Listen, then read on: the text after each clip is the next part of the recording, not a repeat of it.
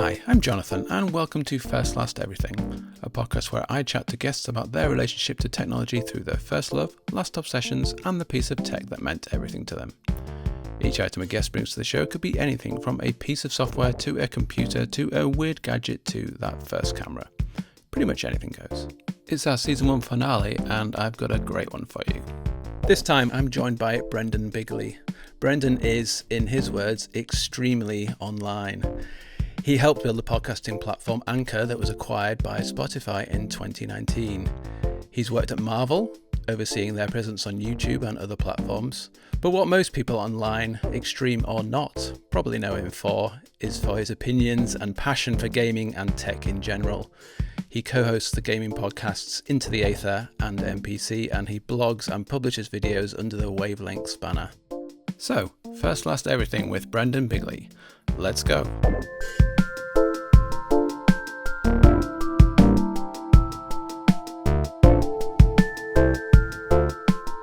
Brendon, it's great to finally talk to you in person rather than in text form.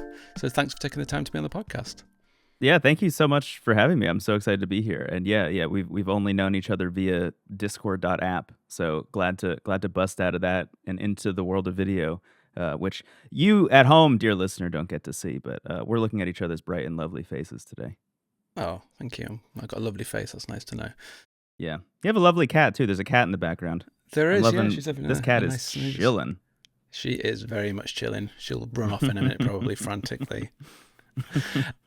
Yeah, I'm glad that you mentioned it was Discord.app, so you're not on the web, so you're using the app. Good to know. Everyone needs these details. All right. .app, baby. It's the way to go. Being as you are, as we just said, extremely online, and you have been for years.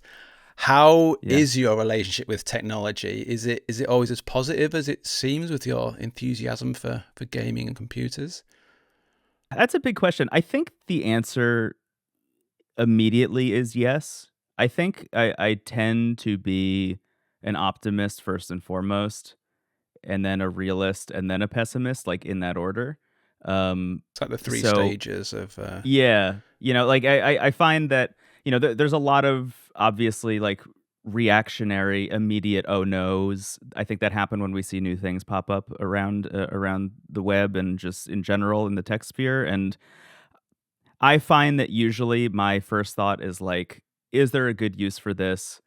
And is it just that like the worst people alive got to it first? I think about that all the time with like the blockchain. Like the blockchain to me was always, we're getting into it so quickly, but the blockchain has always been this thing where I was like, that's not inherently a terrible idea. It's just that the worst people alive got their hands on it first and turned it into like a grift machine, and that's when you get like NFTs and stealing people's art and like all the nightmare stuff, the environmental concerns, like everything that comes with the blockchain that is negative is mainly because like horrible people decided that they wanted to co-opt it before anyone else could, or a bunch of other people who just like saw an opportunity to make money.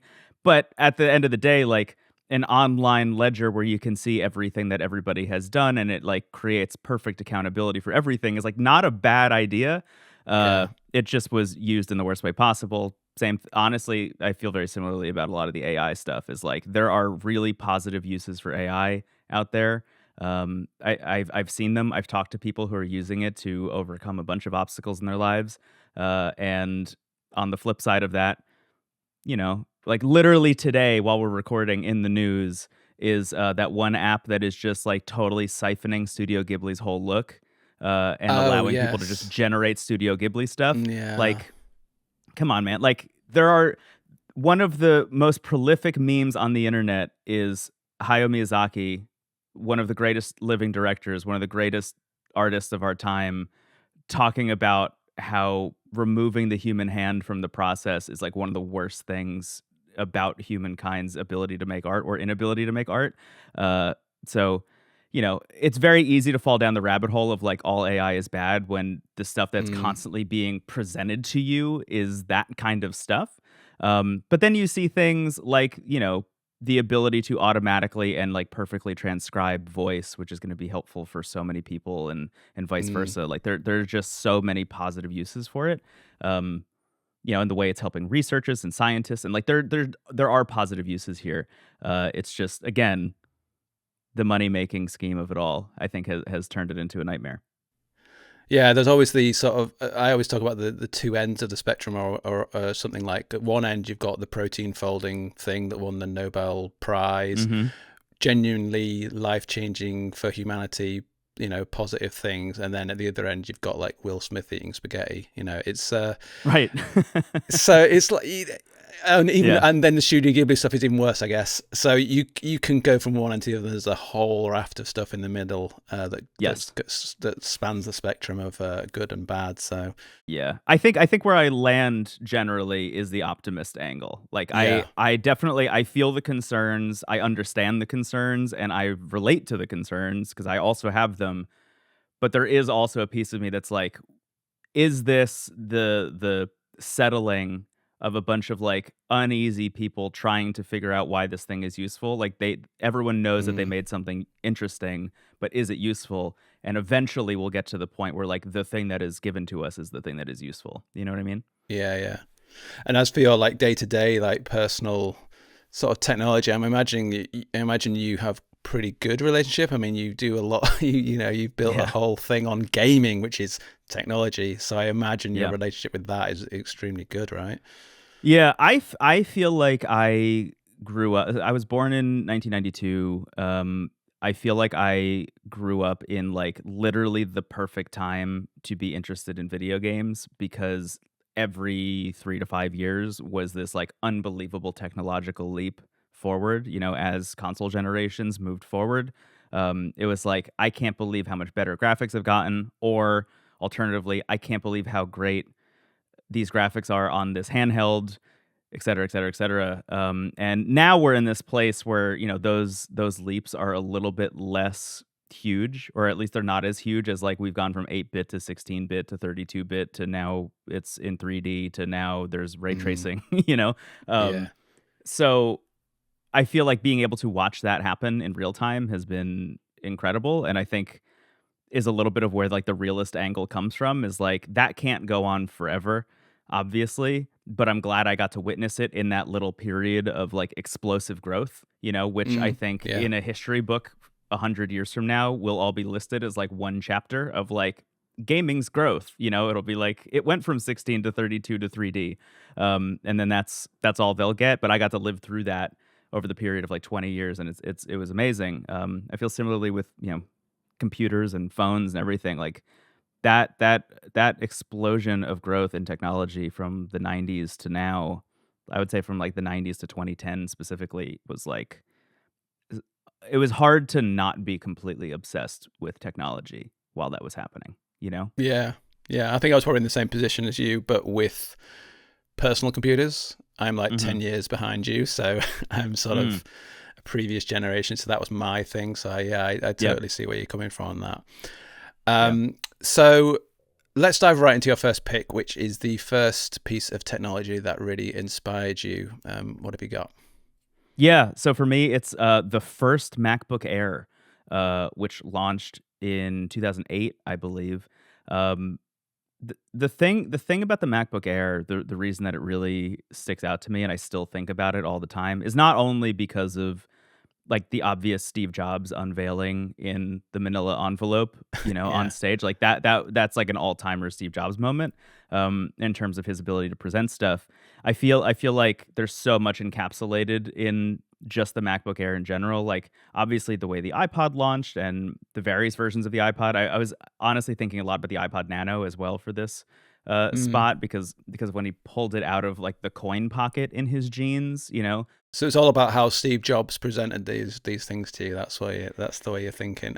In some ways, because the way he was presenting stuff was so confident in that he knew that nobody thought it would be possible to make a device that looked Mm. like that or was able to perform at the level that it did considering what it looked like, right? Like the iPod Nano was a device that was able to do everything the first iPod was able to do but fit in that coin pocket in your jeans. Similarly, the MacBook Air was the size of a manila envelope, but at the time at least, wasn't as powerful as like the main MacBook, Yeah. but would get the job done for most people. And at the time specifically, this was a time where like I was getting into computers and starting to learn how to like produce music and do graphic design. And I was really self-taught at the time, and I was spending a lot of time on what I have always talked about as like the cheapest laptop on the floor of Best Buy. Like Right. anytime I needed a new laptop, which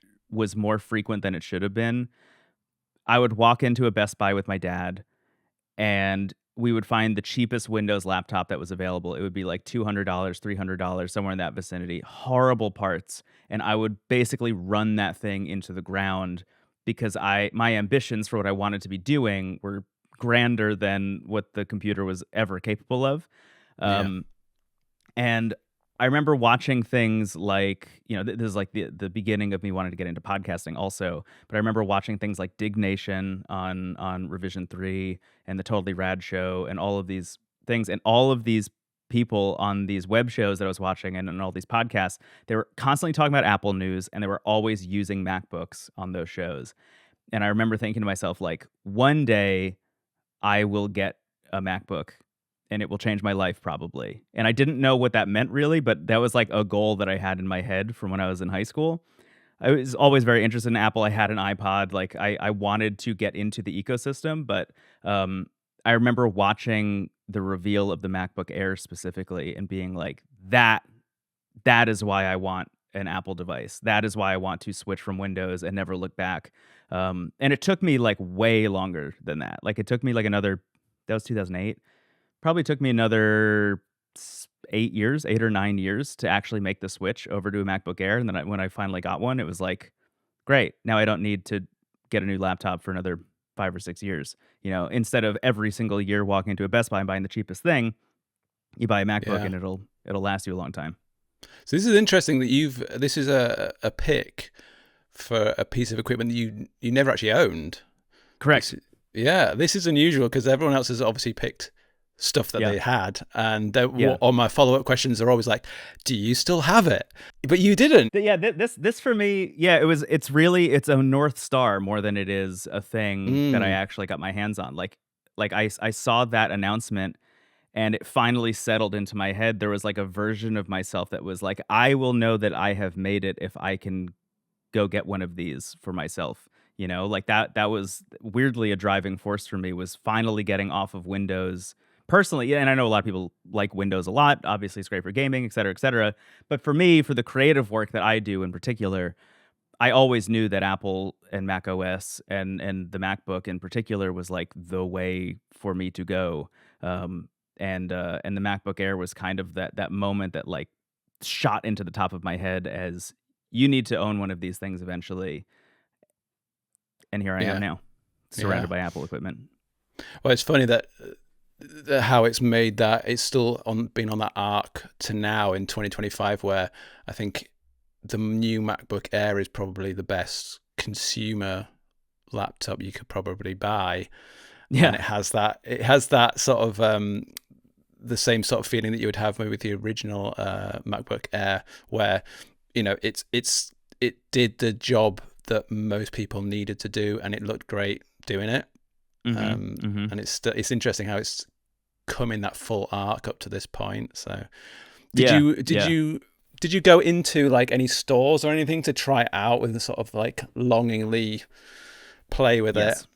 Absolutely. Yeah. They opened an Apple store. I grew up in northern New Jersey, like on the border between, if you don't know like US geography, which is understandable, the top of New Jersey meets the bottom of New York State, which is a huge, huge, huge state. Like there's obviously New York City, but New York State is like mostly the woods.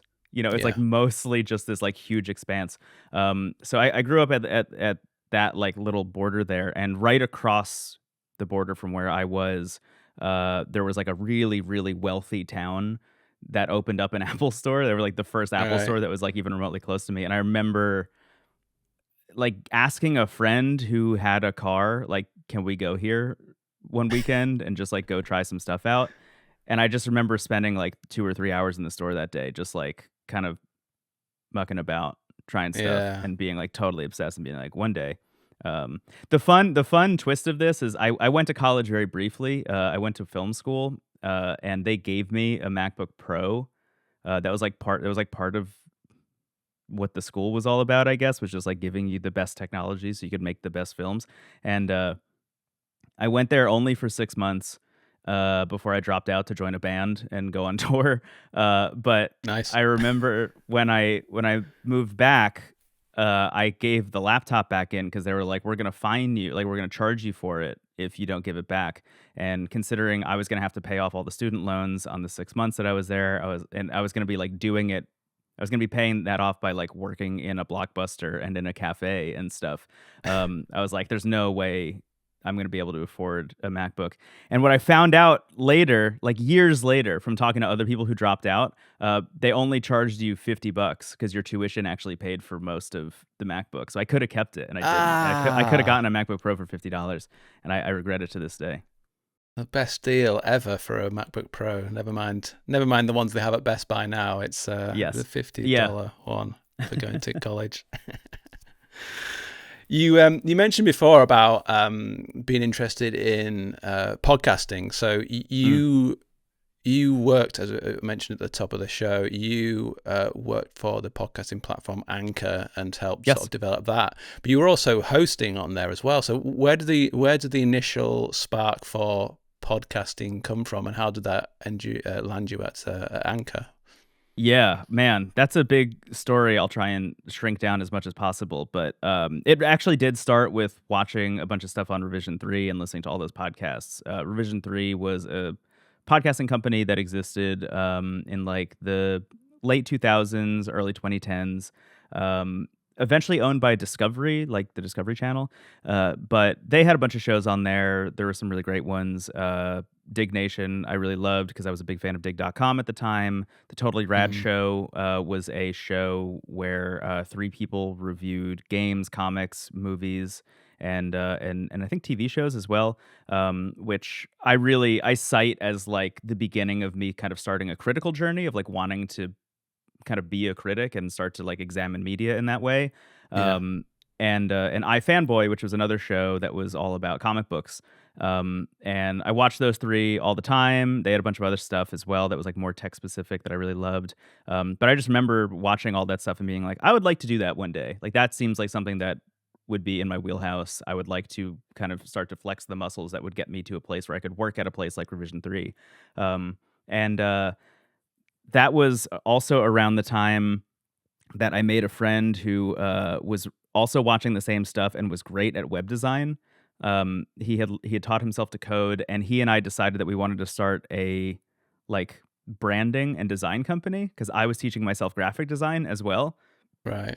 Weird lore fact about me, but I had like crushing insomnia for most of my life, like for a big chunk of my life. I was sleeping like 1 or 2 hours a night for like about a Oof. decade.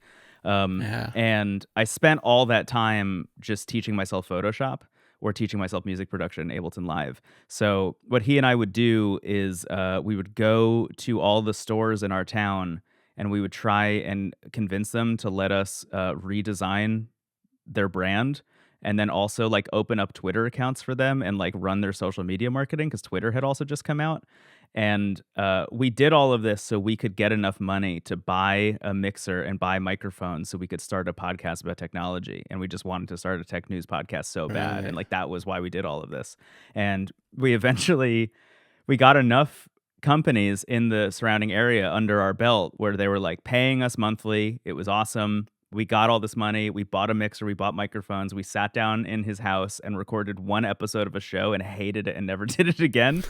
Uh, but that for me was the beginning of like I want to keep podcasting. Like I enjoyed the experience enough that I was like, this is a thing that I'm just going to keep trying out over and over and over again until it works. And that leads me years and years and years later to I was selling circuit breakers, like refurbished circuit breakers on Amazon.com for a company.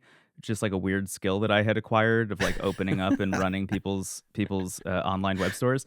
And I was selling circuit breakers for this company, and while I was doing that, I had like automated most of the process. And I remember seeing Anchor show up on Product Hunt, which is maybe was I don't even know if it's still around, but Product Hunt is or Yeah, was it is this still around. Yeah. website Yeah, is it? Okay, cool. It's this website where like people who make new apps and new products just like kind of list them and say like this is what this is, and people can upvote them or downvote them, whatever.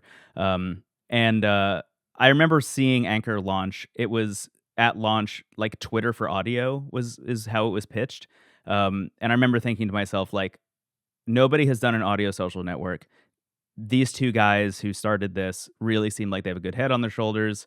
They have figured this out in a way that nobody else has. And if I join now, I will kind of have a first mover advantage on this platform if I make really high quality stuff.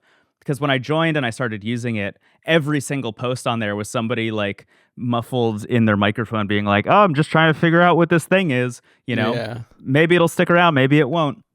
And I was thinking to myself, like, that is not what the guys who started this company envisioned this would be used for, is just speculating if the app itself will continue to exist or not. So I immediately started a show. I forget what it was called, but I think it might have just been Today Online or something. And every single day, I would leave during my lunch break at work and I would record a 2-minute recap as quickly as I possibly could of everything that I saw that was interesting on the internet. And long story short, they eventually reached out to me. They said, "Hey, do you want to come work here and like curate a tech section of like the Explore page on the app?" I started working there as my first startup job, my first real job in tech, and that company pivoted twice. Once from Twitter for audio to Snapchat for audio. And then I very specifically remember the meeting where I was like, we're just asking people to make podcasts that go away. Like what people are doing when they're linking all of these clips of audio together is making a podcast, and then they're losing it at the end of 24 hours. Why not let them keep it? And why not let them publish it to a podcast platform?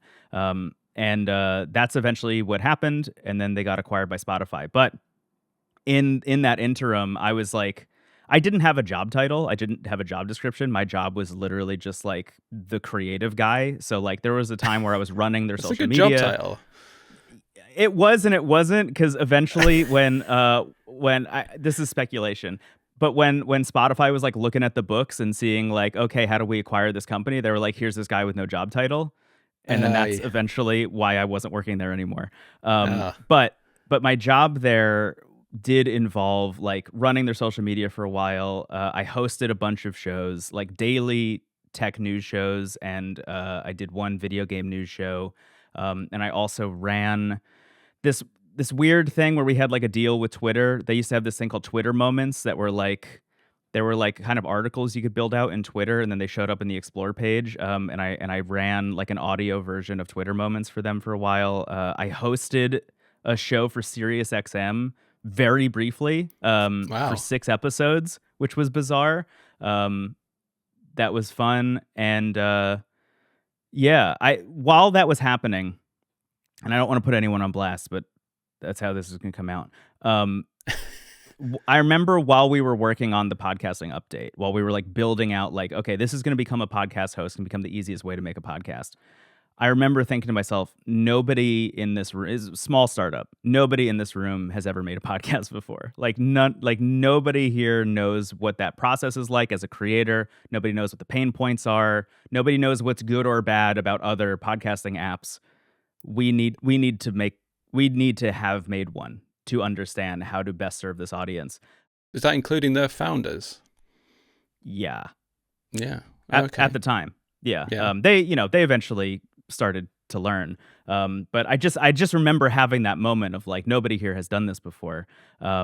Which is, to be clear, is a positive and a negative, right? There is a positive version of like, we're building the podcast app that we want to make because none of the ones that exist out there serve us. Like, we're not making podcasts because the tools are too expensive and hard to use and niche and whatever. And to make something that is like fully viable for a market outside of the people who are currently making podcasts, I think does require a little bit of like, we're coming at this from a completely different angle.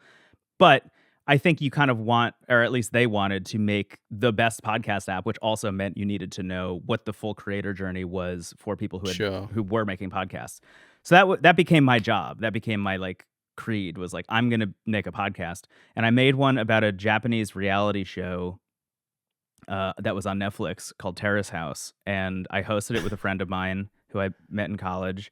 And she and I did that for a while, and I learned a lot about podcasting. And that show blew up mainly because it was like the first and only show that was covering this one Japanese reality show, of which it turns out there were a lot of people watching and were interested in a podcast about. Right. And that was the beginning of me like really truly understanding how to make a podcast, what my tech stack was going to be specifically. That became eventually the reason I switched from PC to Mac, was because I was so obsessed with Audio Hijack by Rogue Amoeba. Shout out to Rogue Amoeba. That I was like, I never want to make a podcast without this piece of software ever again, because it made things so easy. Yeah. And I never looked back, and I'm literally using Audio Hijack to record my audio as we speak right now.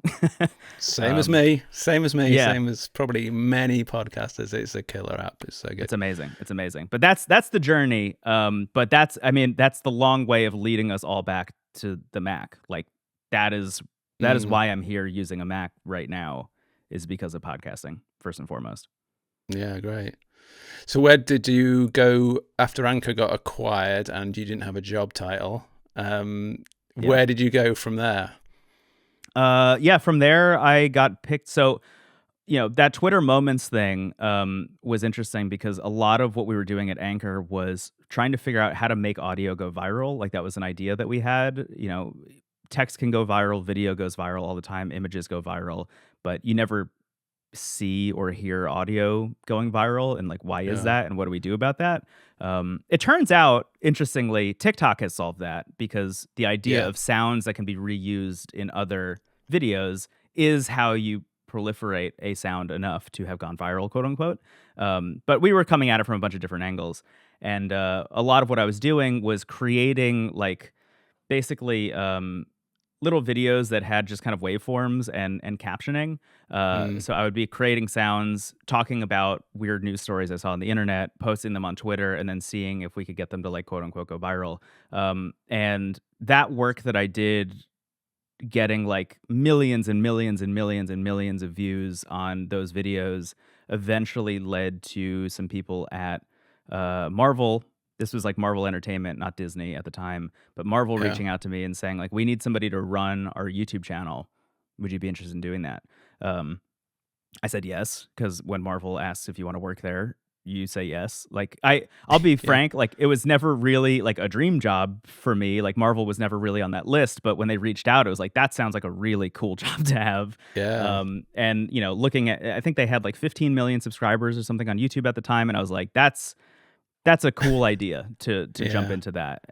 So I started doing that. I did that for years. My job was specifically like being the way I always describe it is I was the hub of the wheel of Marvel. So like Marvel Studios, Marvel Comics, Marvel Games, like they didn't really talk to each other that much, and they all had announcements going out literally every single day.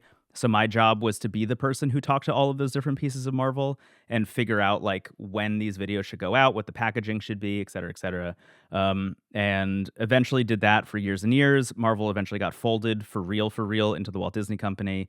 And then the final job that I had at the Walt Disney Company was basically like creative strategist and kind of producer for Marvel, Pixar, Star Wars, Disney, and Disney Plus.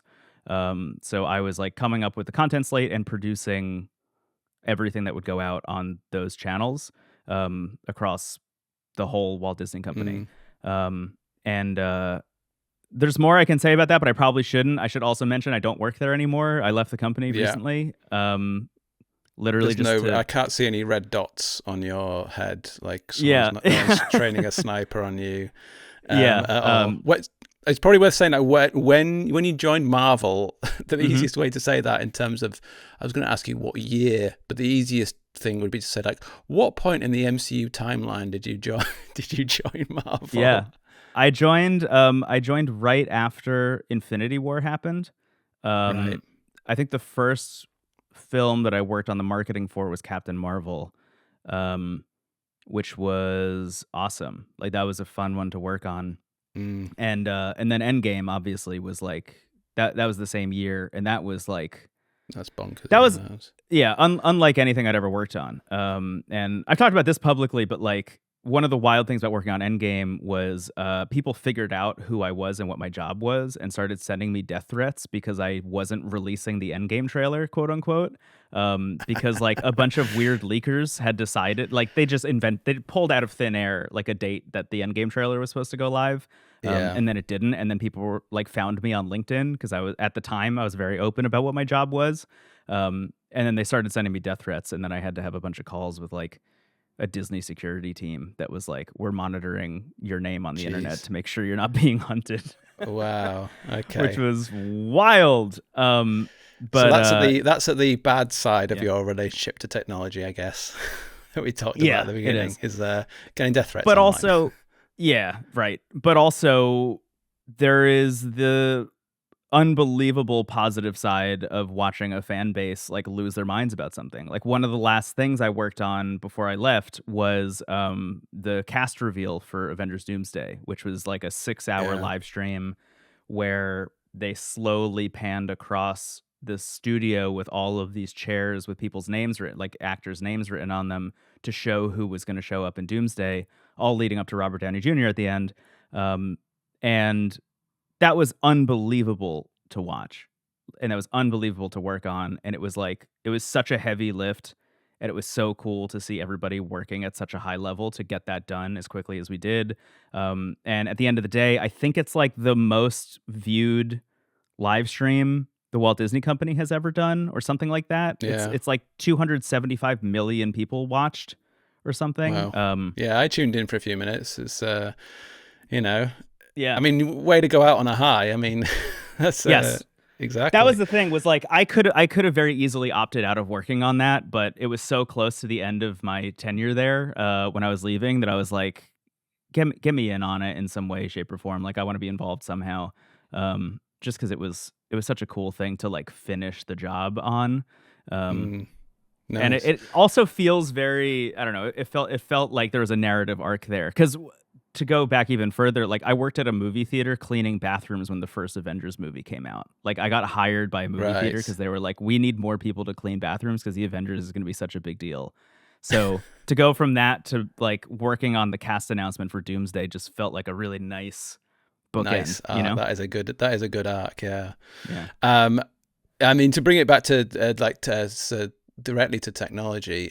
Yes. One thing I'm really interested in your job ever since I knew that's what you did was I'm interested in like the tech that Marvel maybe uses on a day-to-day like operations. Oh, yeah. I'm sure you can't like give full details, but like I know someone who does renders for Apple via like a third-party company. They do like 3D renders, and they essentially operate in what's called a black box, so there's no connection to the internet. Yeah. I wondered if is Marvel going to that sort of extreme, because you're handling like files that are going to be uploaded to YouTube, so you've got like the new trailer that's going to be published, so you will potentially have access to these things. So is it like a super high security process that you have to go through? Yes and no. I'll say yes in that I really shouldn't say a lot about it, but there are a lot of levels of security involved. And no, in that it doesn't feel like there are when you're using it because it's so user friendly. Like the amount of processes you need to work through, like they don't feel like they're impacting things outside of like literally needing to log into 8 different places like 100 times a day and like constantly, just constantly logging in because it logs you out very quickly.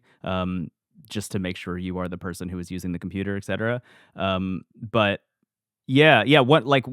I remember specifically posting the Endgame trailer and being like, I actually can't believe how easy this was to do in some ways. Because I also, going back to that movie theater job, like I remember when the trailer for, oh my God, what movie was it? Man of Steel, the Zack Snyder Superman movie. I remember when that showed up at the movie theater, like there was a guy with an attaché case handcuffed to him. Oh, and right. He unlocked the attaché case like from the handcuffs, opened it up, and inside was a flash drive that I was the projectionist at the time. Only I was allowed to handle. And then he had to watch me as I brought it up to the projection room, plug it into a projector or plug it into the like server farm to upload it and then hand it back to him. And then he locked it back up, put it in his attaché case, and drove off again. Oh my Like, God. like that actually is the most high security I've ever seen for a trailer.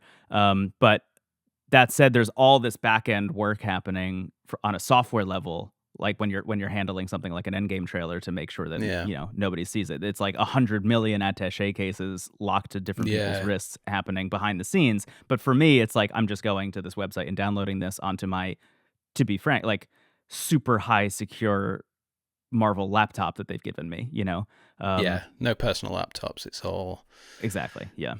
They're obviously very strict about personal devices in and around the campus. I can imagine. Right, I think it's time we moved on to your next pick, which is your latest piece of technology, or pieces, I think, probably in this case, that you're really getting into. So what have you got? Yeah, so we haven't really touched on games as much, but obviously video games are we're going to. It's gaming from now on. Yeah, from here on out. Gaming is a huge part of my life, has been forever.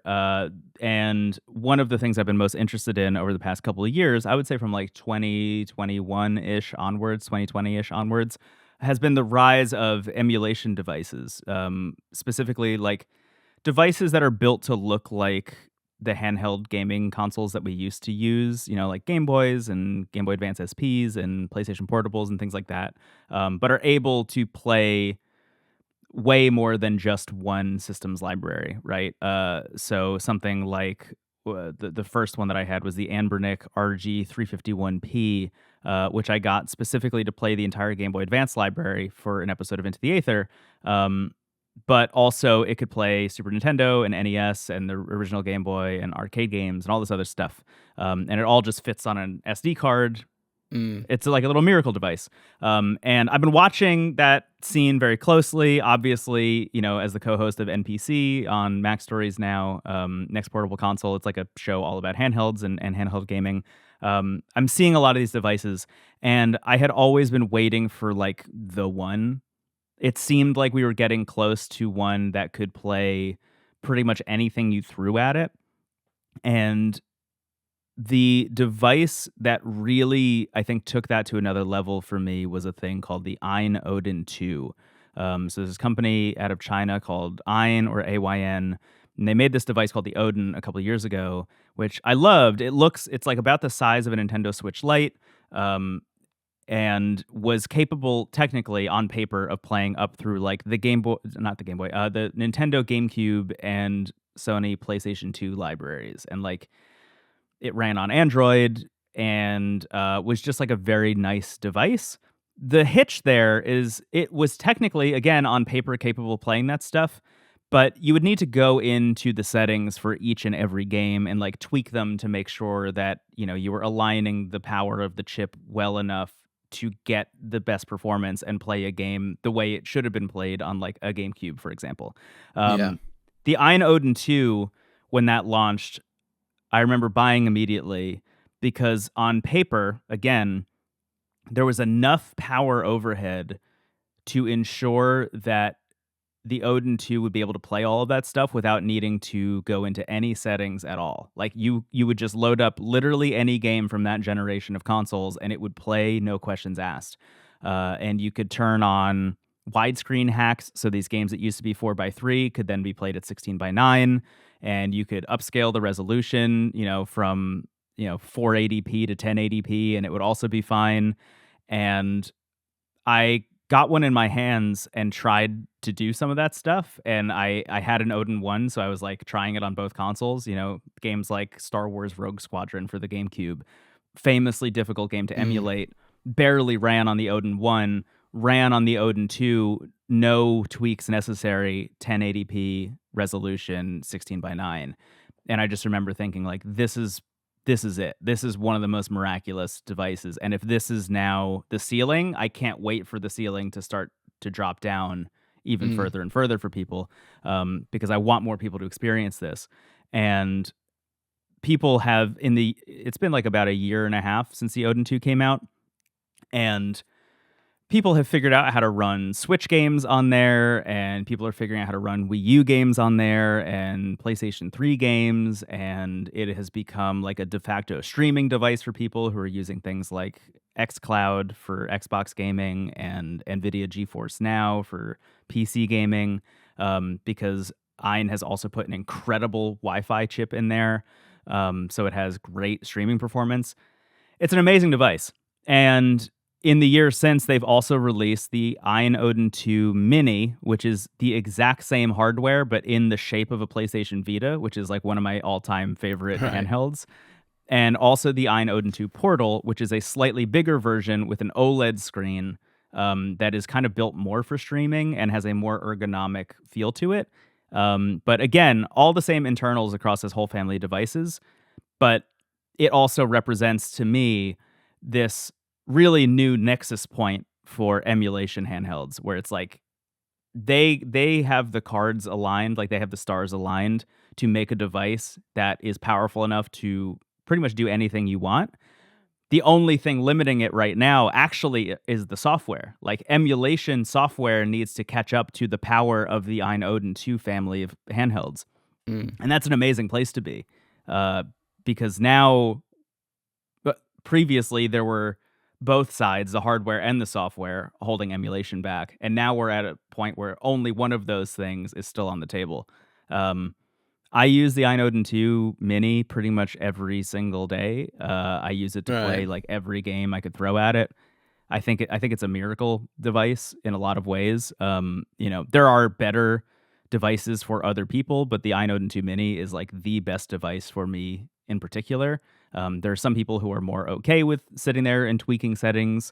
I would rather not. And if I'm going to recommend it to other people who maybe aren't in the emulation scene, I would tell them, hey, it's worth it to spend the extra $50, $75, $100 on an Ein Odin 2 versus another less powerful thing, because it means you don't have to think about settings literally ever once you get the thing set up. Yeah.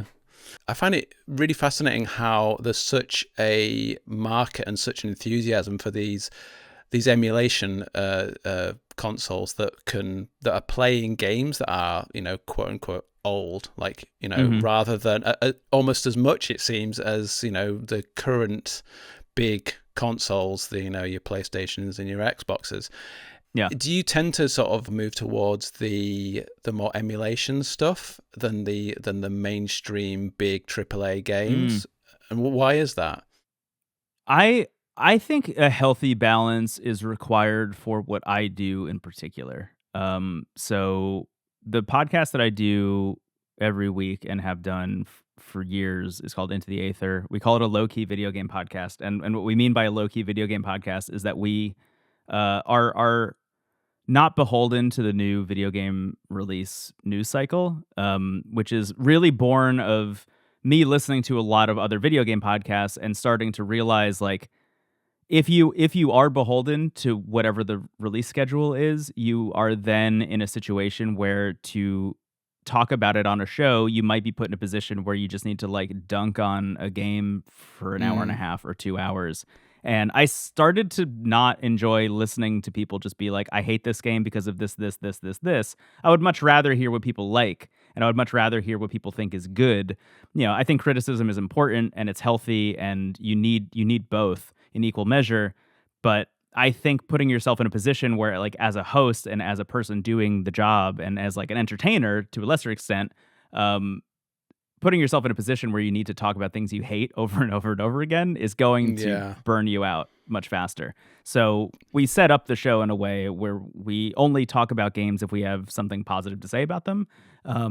That's not always true. We brought a couple of games where we're like, we were excited about this, but we didn't like it, and here's why. But you can still have like an interesting conversation about it. And if we are bringing games to the show that we like, that doesn't always mean that there's nothing to be critical about, and we will bring up those critical points. But point being, we are only talking about games that we have actually been playing that week. And it's not like we're only playing this because we need to review it for this outlet or for this show, but we're genuinely interested in it.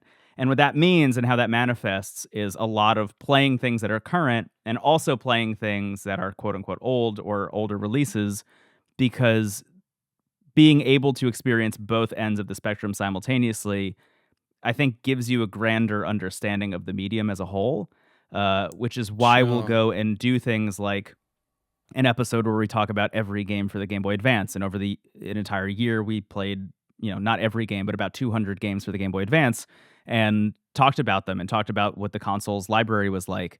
And doing something like that then informs when you're talking about Nintendo Switch games, for example, and saying, like, this is what handhelds were like, this is what handhelds are like now. Both Nintendo, what was Nintendo like then, what is Nintendo like now? It kind of it expands your mind to a lesser extent and Sure. tells you more about the medium as a whole.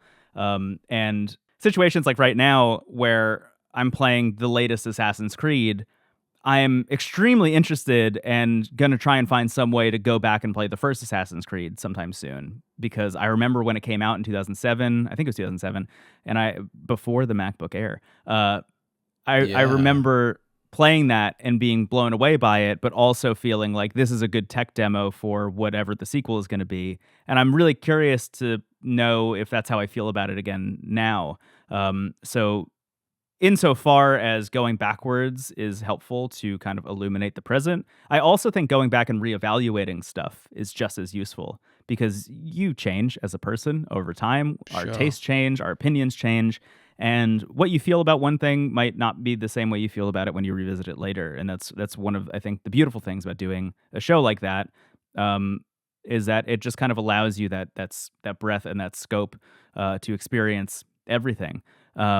So, long way of answering your question, but I feel like it's important to experience both ends of the spectrum kind of in equal measure. Uh, and That's what I do. It's not really a conscious thing, and maybe it's just because I've been doing it for a long time, but I really do find that I strike a pretty solid balance between the two. Yeah. So it's more, you are more interested in, I guess, like gaming as a medium as well as the games themselves, which is Yes. very interesting, and how how they can change over time. And rather than, I think it tends to be a tendency for some games to sort of try and get you to keep playing and playing and playing and playing the game. Mm-hmm. You're more interested, would it be right in saying you're more interested in a game that actually is so good that it makes you want to come back and play it, rather than keeping you addicted with like extra things within the games? Yes, I lament all the time that I really wish I had, like, the game. There are so many people out there who have the game, like the game that they play. It was Yeah. World of Warcraft for a long time, or like it's Fortnite now, or Call of Duty. Like every year the new Call of Duty comes out and they're like, I'm gonna get the new Call of Duty and I'm gonna be happy. That's the only game I'm getting. Like, I wish I could be that person Mm. sometimes. Do you? Do And you other though? Do you? Do Sometimes I you? do. No, literally, like Yeah. it does feel like almost freeing to not have the part of my brain that's like, I'm gonna play the new Call of Duty and I'm gonna go back and I'm gonna play Call of Duty 4, and then I'm gonna go back and I'm gonna play Call of Duty 1 for the PC, and I'm gonna compare all of these and then see how I feel about the new Call of Duty based on how I feel about the old. Like, it's like such a rabid mindset in some ways. And I do find it rewarding. I find it exhilarating, but there is a piece of me that's like, it would be really nice to just find the game that's like, and now I can settle down, like Bilbo Baggins and Rivendell being like, I did my journey. Yeah. I don't need to journey anymore. Yeah. So, I mean, you mentioned that obviously we've talked about how many games you've played. You played, 200 of the Nintendo games last year, and you've obviously got a collection of handhelds. I can see some in the background. I'm also surrounded by them on my desk as we're recording. Yeah, I mean, it's it's part of your job to be doing these things, even though you still do it for the love of it. But as I'm someone who only has ever had one console at a time, so currently it's the Nintendo Switch. Nice. Plus, I guess, like the Mac, but let's not get into that whole conversation about gaming on a Mac. Yeah. Things like I'm what I'm really interested in is, how do you actually play all these games on all these consoles? And how do you, on a daily basis, have you got some sort of planning system? I mean, if you've got, if I had more than two consoles, I'd be like, well, I don't know which one to pick up today. How do you do that based on the fact that you're not just going for a deadline of like, here's the new Assassin's Creed, I need to play this game because I need to do it for the podcast? How do you organize all this playing around?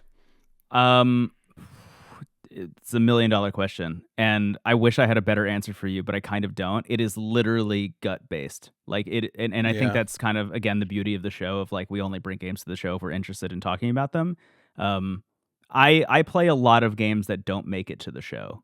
Also, like there are a lot of times where I will put like recently, I played about 5 to 10 hours of RuneScape, like the old school MMO that was like browser based that people used to play all the time.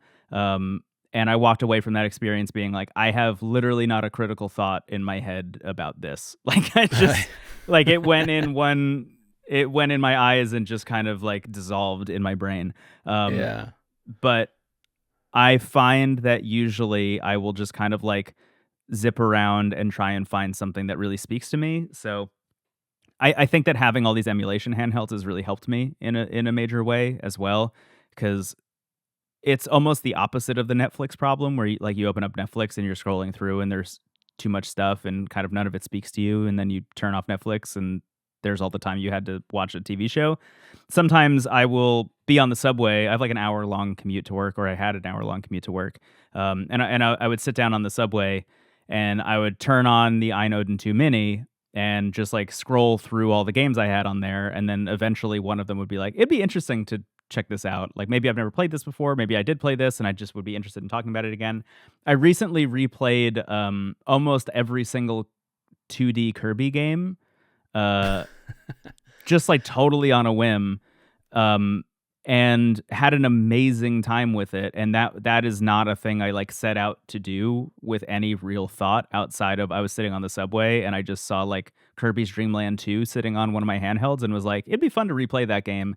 And then next thing I knew, it was over, and I was like, I wonder how this compares to this one. And then I jumped into that one, and then I compared it to another one, and then suddenly it was like, oh, I've played through 5 Kirby games in the past week and a half.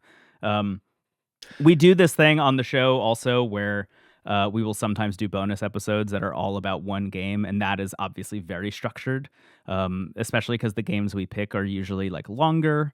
They'll be like RPGs or entire series. Like a couple of years ago, or last year I think it was, we did the entire Uncharted franchise. So that required like sitting down and mapping out time and like literally putting it in a calendar. Like tonight I'm playing Uncharted 1, and if I do it for X amount of hours, I should be done with Uncharted 1 by this date, and then on this date I should be starting Uncharted 2, and that's how I'll be able to finish the whole franchise before our recording date. In between all of that is like literally just sitting down and playing games for fun.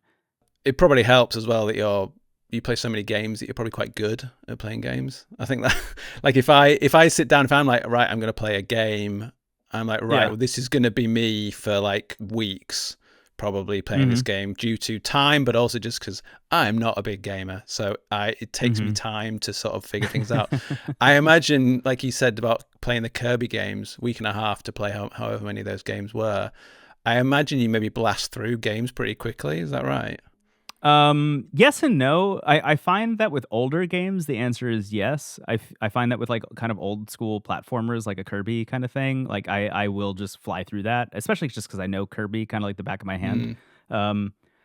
But newer stuff, I don't know what it is. I think it's just that the worlds have gotten so detailed and so beautiful.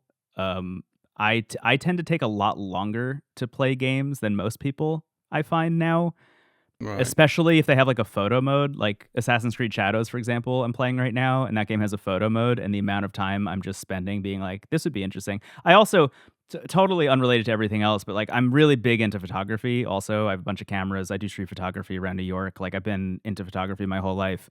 It's amazing that none of my cameras made this list that we're talking about today. But what that really manifests itself as is like me being in feudal Japan in Assassin's Creed Shadows and like taking a million photos and not having left the tutorial yet, even though I played it for like 5 hours already.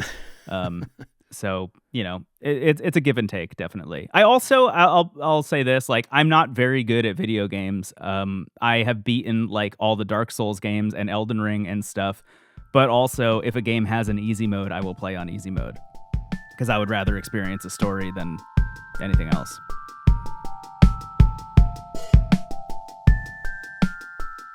We'll be back to find out Brendon's everything pick in just a minute. but this is the part of the show where we take a break and take a look into the past to talk about a piece of technology that you may not have heard of. Weird, ahead of its time, an abject failure or success. Whatever it was certainly something.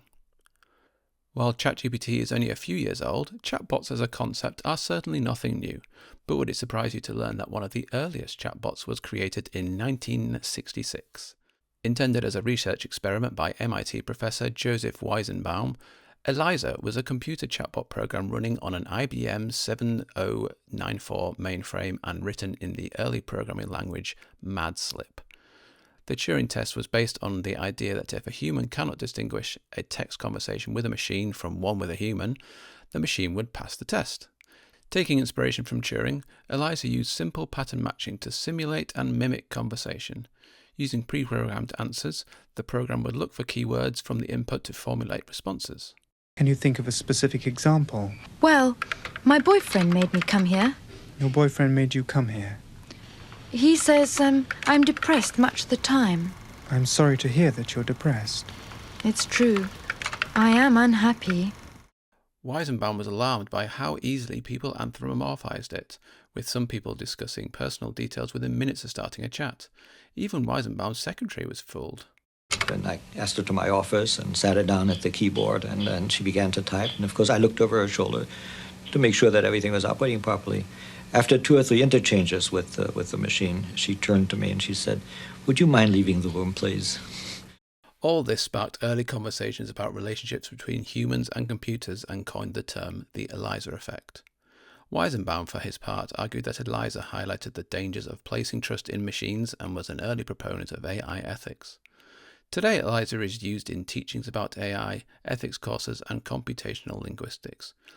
The simple program is available to access online, where you can have a somewhat limited conversation with Eliza, and I'll drop a link in the show notes for you to test that out for yourself. There's no doubt that Eliza was ahead of its time, but what's interesting is that, just like Eliza, modern chatbots like ChatGPT are designed to keep users engaged in the conversation for as long as possible. It seems no matter the generation, we always value someone or something to listen to what we have to say.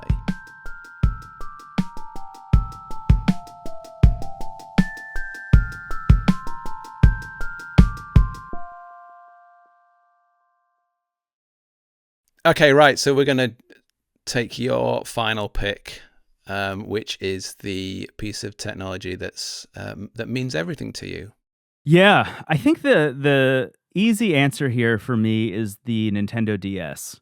I think the Nintendo DS to me represents so much about what is cool about video games, cool about handheld gaming, cool about technology in general.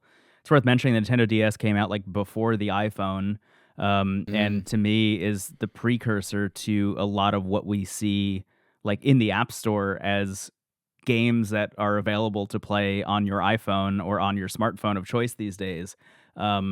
We did an episode of Into the Aether about the Nintendo DS library a couple of years ago, and I walked away from that just thinking like, not only is the Nintendo DS the best-selling console of all time for good reason, but also it has had an unbelievable outsized influence on all of technology. I think that it doesn't always get its due credit for.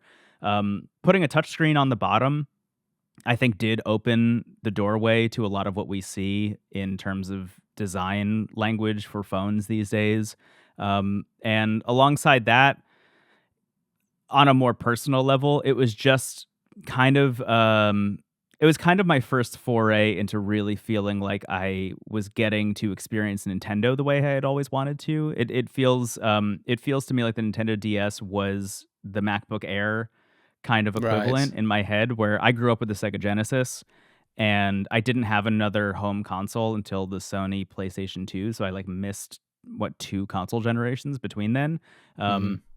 And I remember going to my friends' houses and they all had like Nintendo 64 and they had GameCube and they had all this stuff. And I was thinking like, man, I would love to play Nintendo games one day.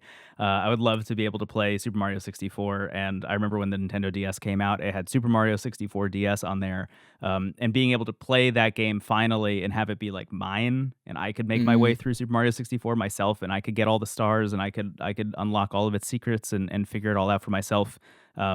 Was a huge moment for me personally, and I think kind of a life-changing thing in terms of my feelings about Nintendo as a company, in terms of the quality of games that they make.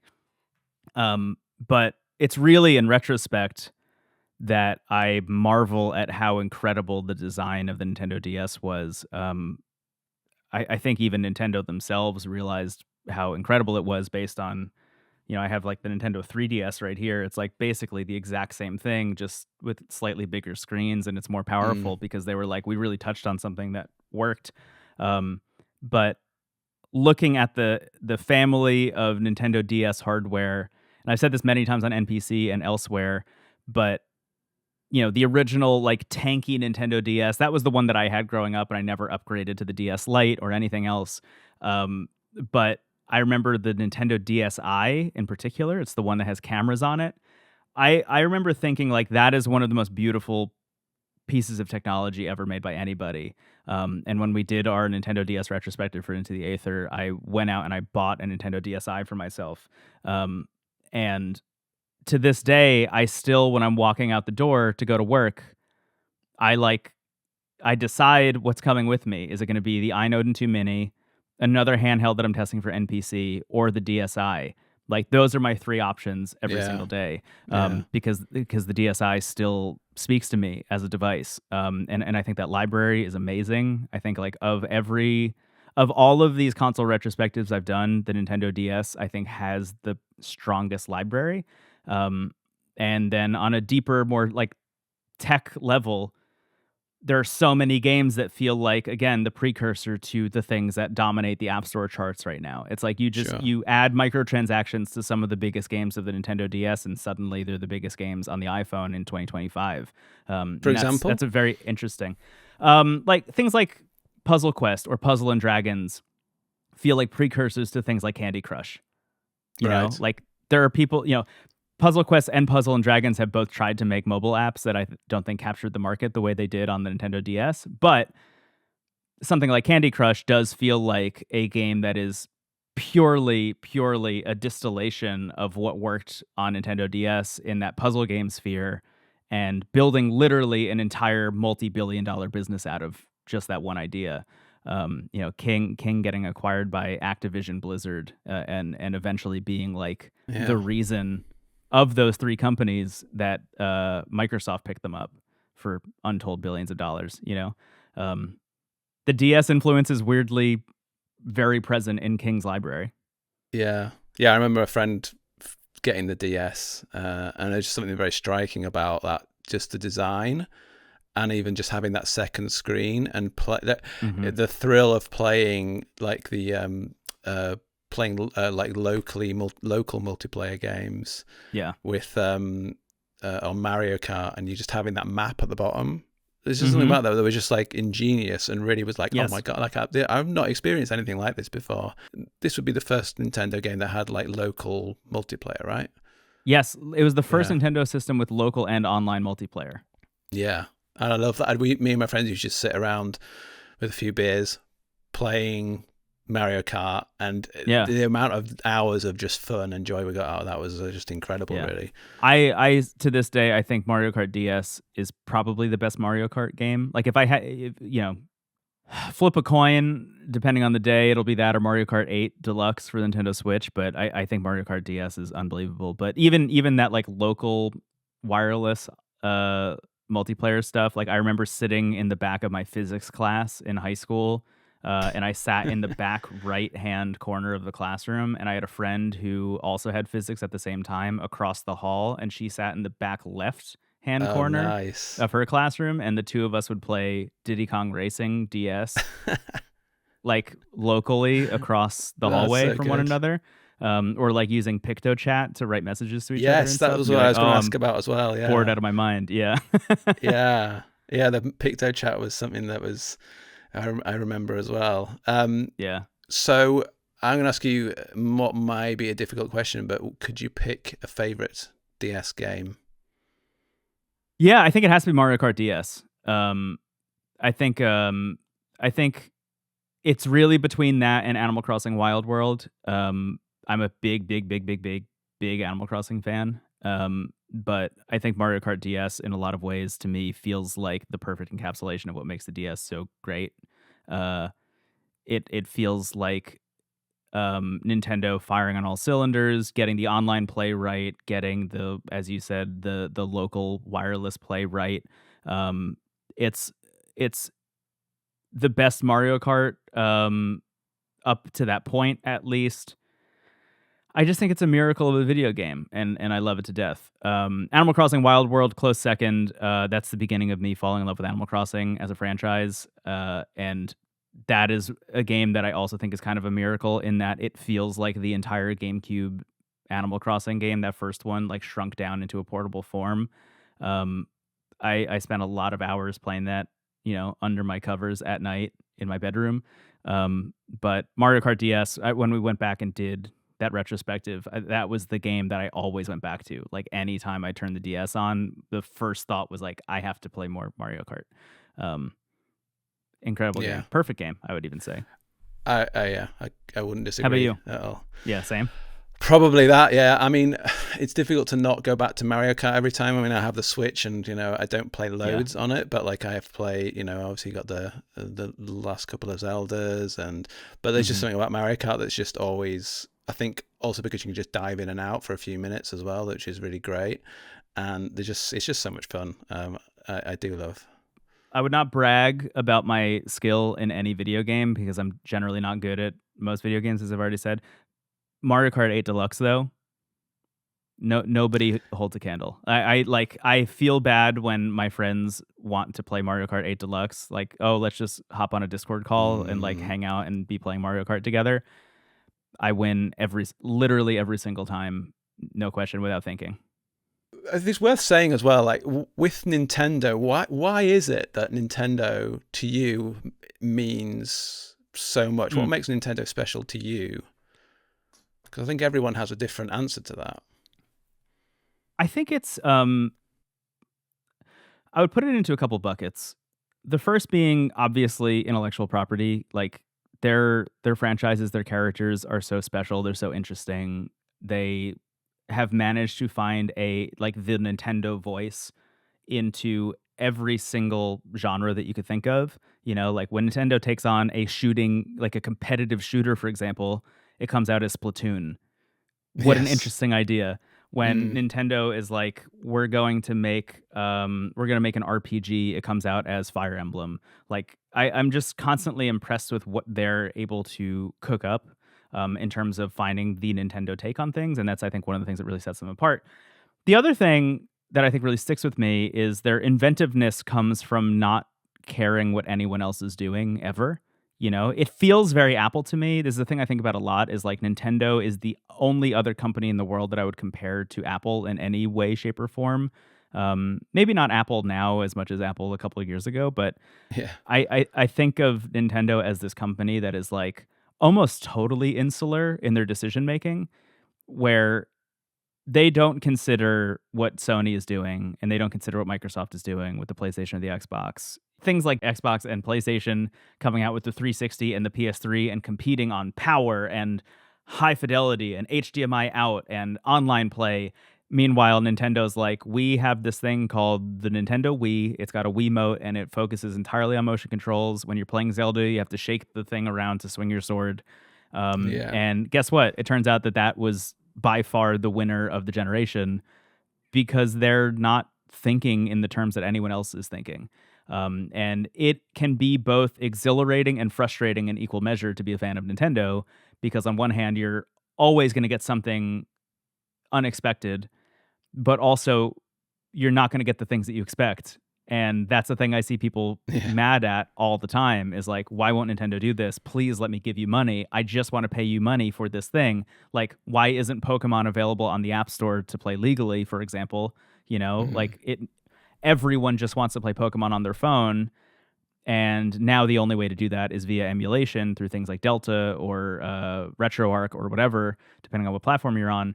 But the thing that makes the most sense is never the thing that Nintendo does, and what Nintendo does always works no matter what. With exceptions. You have the Virtual Boy and you have the Wii U, etc. But Yeah. I just find them to be such a fascinating company, and I find there are so few of those these days.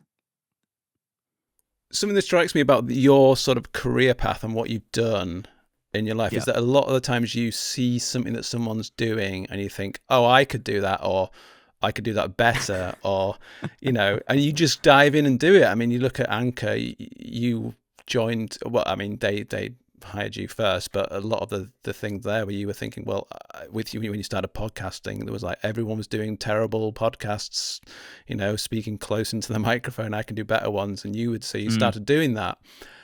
Have you ever thought of doing that with gaming, like producing games? I've thought about it. I'll be honest. I've had conversations with people. Like I've had conversations with people who make games, and I've talked about the process of learning how to make games. And the short version of it, at least now, this is my answer now, is I only have so much bandwidth to be learning how to do new things creatively. Like, yes, tell me about it. I have reached like peak burnout so many times over the past couple of years that I've taken too much on at once, and the idea of adding another thing like learning to code so I can make the million game ideas I have written down in an Obsidian note somewhere. It's untenable. I literally don't have the ability. I don't have the time to do it, and I don't have like the mental or physical stamina to be able to do that on top of everything else I'm doing. Right. It's like truly one of the reasons I am no longer working for the Disney company is like Into the Aether has gotten big enough where I want to be focusing on it more. Wavelengths is a real passion project that I think has a lot of potential and I would like to be focusing on more. NPC is a thing that I would like to be focusing on more. And I have other podcasts and other ideas for things that I would like to be doing. My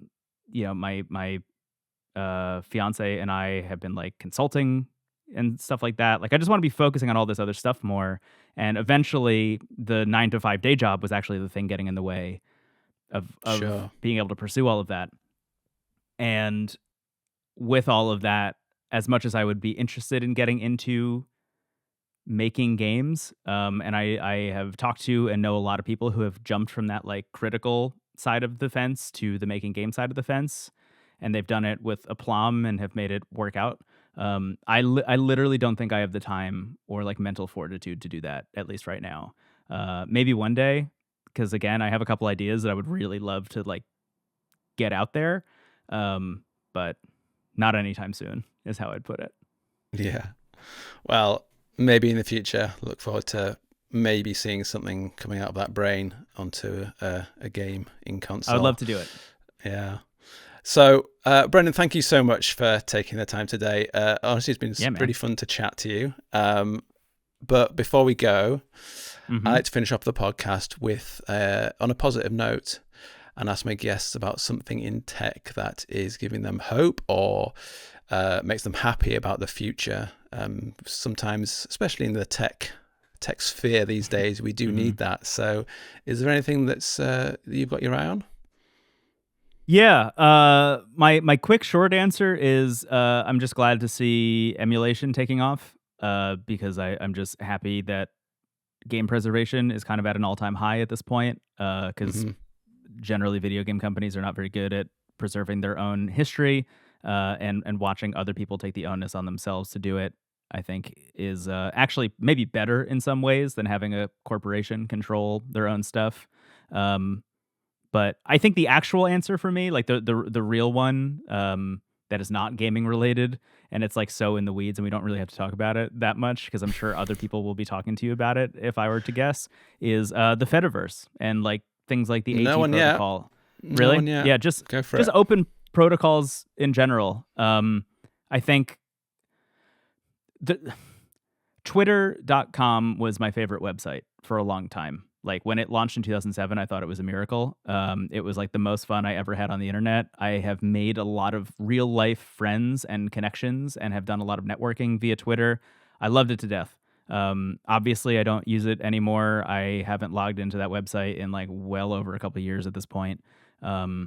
It's a nightmare place. And I think in the wake of that, it does bring me a lot of hope and optimism and joy to see people saying, we think that there is value in this kind of communication on the internet, but we don't think there's value in one person or one corporation owning that form of communication, and building things out like the Fediverse and like the AT protocol and just all of these other open protocols, and seeing other people get on board and seeing people champion it does give me hope for the future. I think right now, the main issue that we're running into is literally messaging. Is like people who like the Fediverse love to talk about why the Fediverse is great, and the actual way to get consumers on a mainstream level to use the Fediverse is for them to never ever hear the word Fediverse. Yes. I think it's like it's like a poison pill for anyone's interest in your platform if you lead with talking about why the Fediverse is great. But if it can be used as the infrastructure and the foundational element of a platform that is good, that's the way in. And I kind of think that's a little bit what we're seeing with Blue Sky right now. I think Blue Sky is one of those platforms where, like, yes, it is open, hypothetically, in the way that it's supposed to be. Yes. But that's not how they're leading. You know, that's not why people are joining. People are joining because their friends are there, and because, you know, moderation is easy to do on a personal level or on a group level, and the vibes are good. And I think that gives me hope. The vibes are definitely good, definitely better than that old site that you just mentioned. Yeah, no, I agree. It's certainly even the word Fediverse, I think, is just, it sounds a bit too similar to sort of multiverse. It just sounds like it's too complicated. You know, it's not really going to catch on. The multiverse of madness, the Fediverse of madness. Yes, exactly. Yeah, exactly. Well, thanks again, Brendon. It's been great to chat to you. Thank you for having me. I'll see you online. Likewise. Bye, everybody.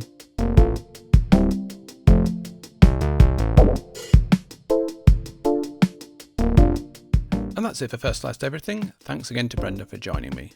You can find links to everything we discussed, as well as where to find both Brendon and me online, in the show notes. Seriously, Brendon is everywhere. Head to macstories.net/podcast to check out all the other shows, including Brendon's own NPC. Thanks to the amazing Will Laporte, who does our music, and of course thanks to you for listening. As I said at the start of the episode, this is our first season finale. I'll be taking a break to record with more great guests and be back at the start of 2026. If you've enjoyed the show, have any feedback, or even an idea for our Something segment, I'd love to hear from you. You can find a link to our feedback form in the show notes. Until next time, I appreciate you and look after yourself.